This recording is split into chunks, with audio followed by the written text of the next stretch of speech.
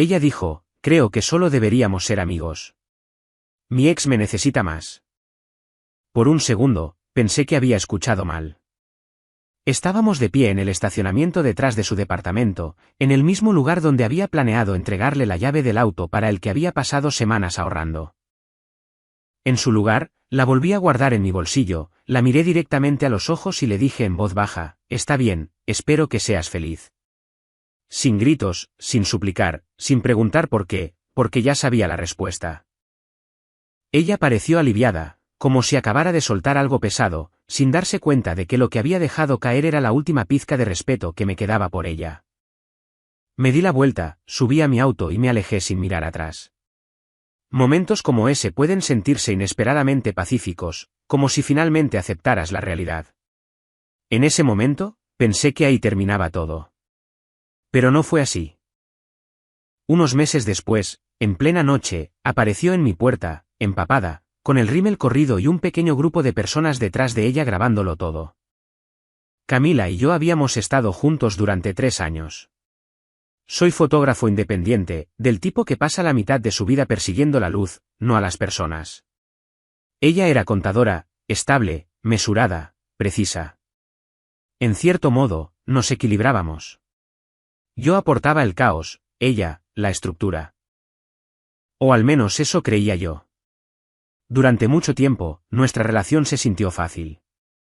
No peleábamos por dinero, ni por confianza, ni por el futuro.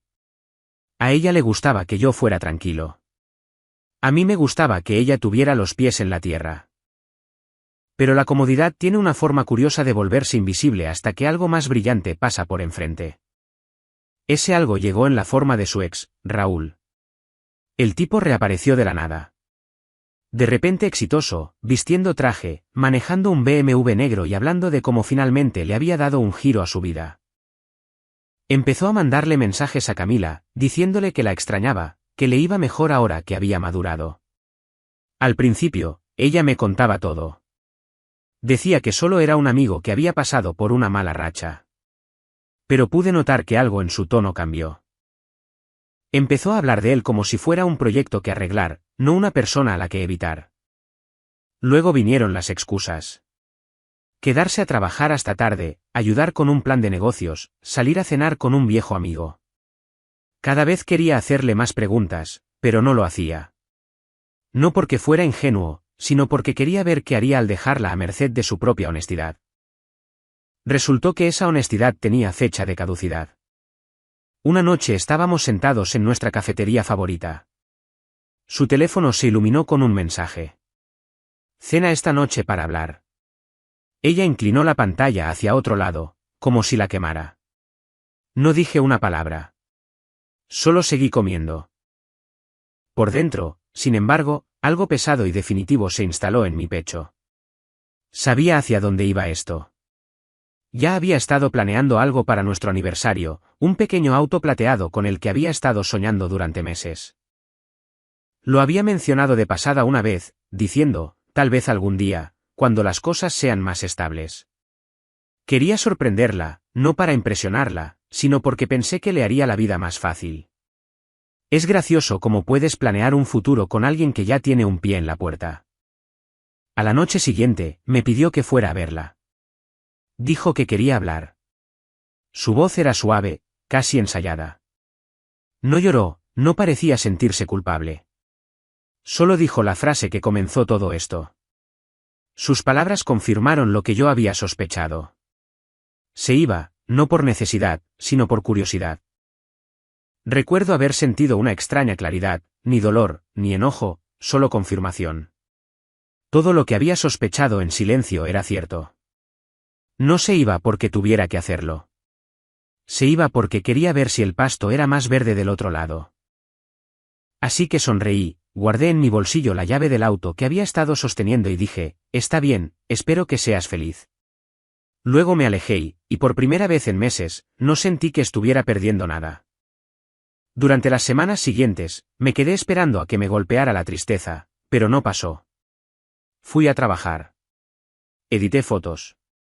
Dormí mejor de lo que lo había hecho en años. A veces, la paz llega simplemente al dejar ir. La gente cree que tener el corazón roto es llorar en la oscuridad. Pero a veces, es solo un tipo de pie en un estacionamiento vacío, dándose cuenta en silencio de que él nunca fue el problema. Después de esa noche, no caí en una espiral. Nada de mensajes estando borracho, ni crisis de insomnio, ni largos paseos en auto frente a su departamento. Simplemente seguí adelante. Me volqué en el trabajo. Empecé a aceptar más proyectos de viajes, paisajes, festivales locales, retratos de personas que aún parecían llenas de vida. Mis fotos empezaron a ganar popularidad. Una galería en Guadalajara me invitó a hacer una pequeña exposición llamada Quietud. Se vendió todo más rápido de lo que esperaba. Es extraño. Podía capturar la calma en las fotos con más facilidad que el desamor. De vez en cuando, nuestros amigos en común mencionaban a Camila sin que yo les preguntara, pero siempre con ese tono de estar dándome noticias que yo había estado esperando en secreto. «Parece feliz», decían. «Está saliendo con ese empresario, Raúl. Ya sabes, el ex». Yo solo sonreía y decía lo que realmente creía, las cosas más brillantes a menudo son las más vacías, y lo dejaba así. Durante meses, no pensé en ella, hasta que de la nada, empecé a escuchar rumores. Raúl no era quien decía ser. Resultó que sus negocios no eran más que préstamos sin pagar y estafas a medias.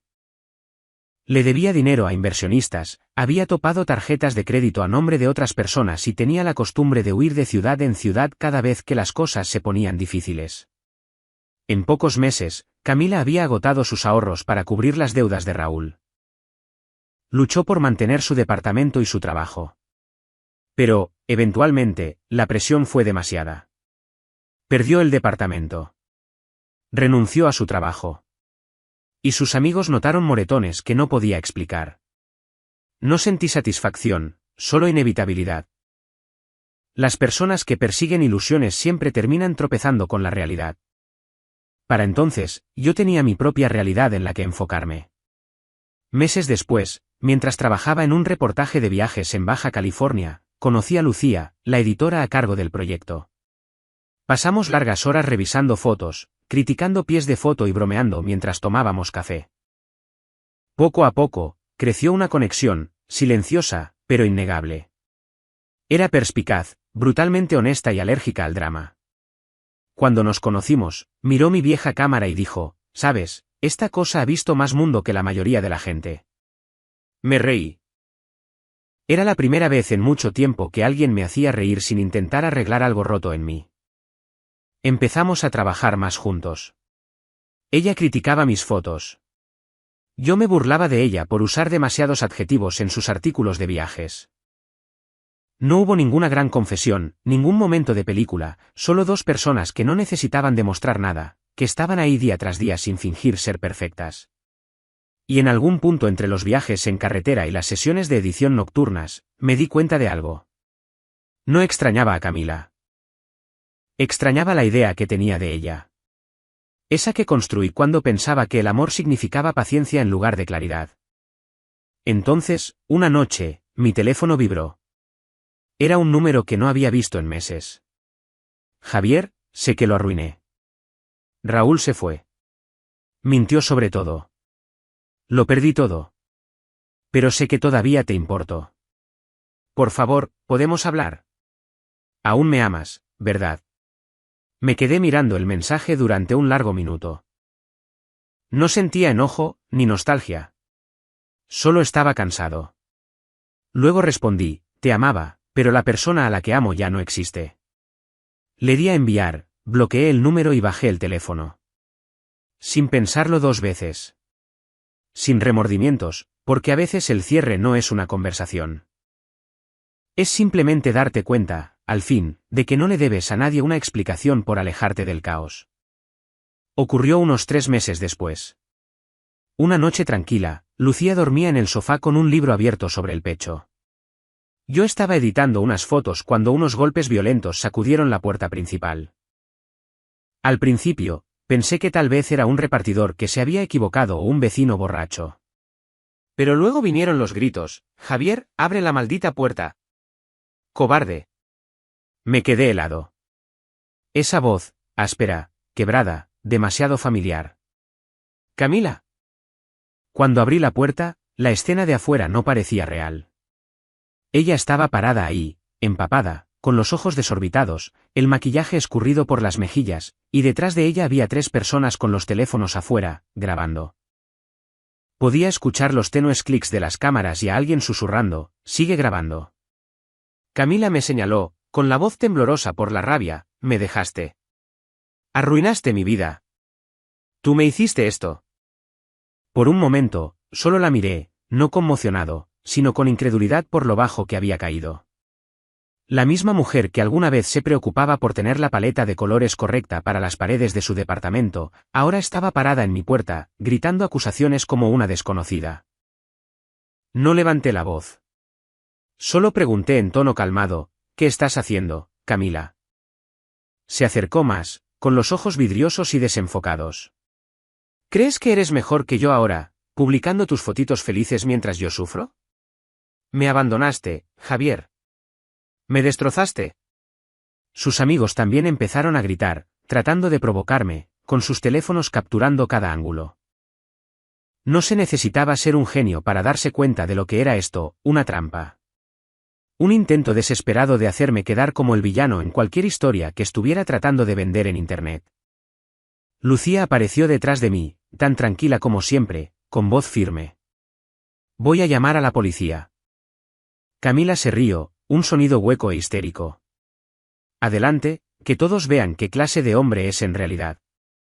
Pero no me moví. Me quedé ahí de pie, con las manos en los bolsillos, mirándola con el tipo de calma que vuelve locas a las personas inestables. Cuando por fin hablé, mi voz era inexpresiva, casi amable. «No fuiste abandonada, Camila. Te abandonaste a ti misma en el momento en que elegiste las mentiras sobre la verdad por una fracción de segundo». Las palabras la golpearon. Pude verlo en sus ojos. Luego, la máscara volvió a su lugar y empezó a gritar de nuevo, golpeándome en el pecho mientras sus amigos grababan.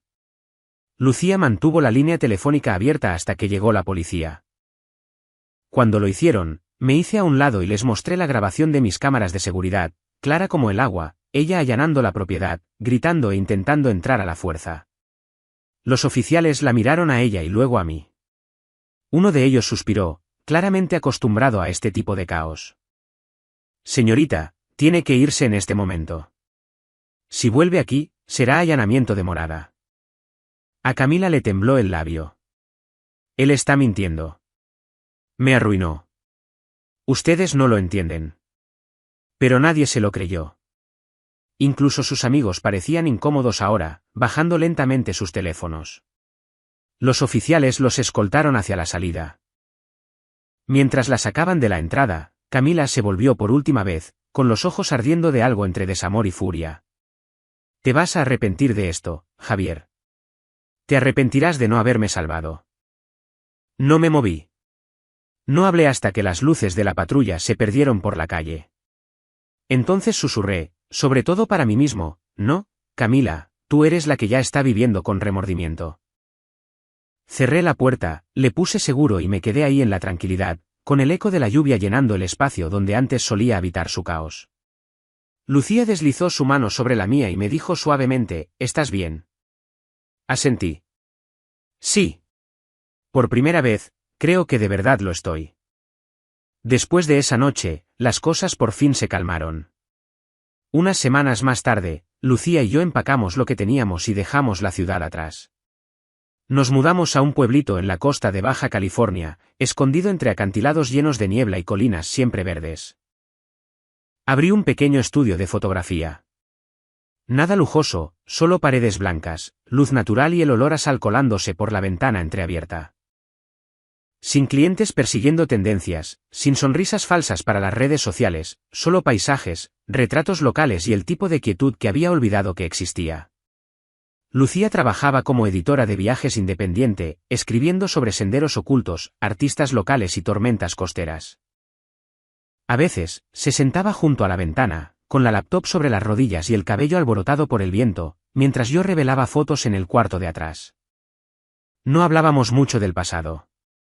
No lo necesitábamos. La paz no requiere explicaciones. Pasaron los meses. Al estudio le iba lo suficientemente bien como para pagar las cuentas, y de alguna manera, eso se sentía como éxito. Borré la mayoría de mis redes sociales. No por enojo, sino por puro desinterés.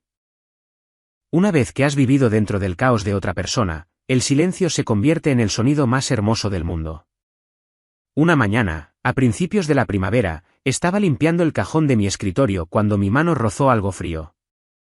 Una sola llave de auto que seguía en su argolla original, la misma que había planeado darle a Camila aquella noche, cuando todavía creía que ella era mi futuro.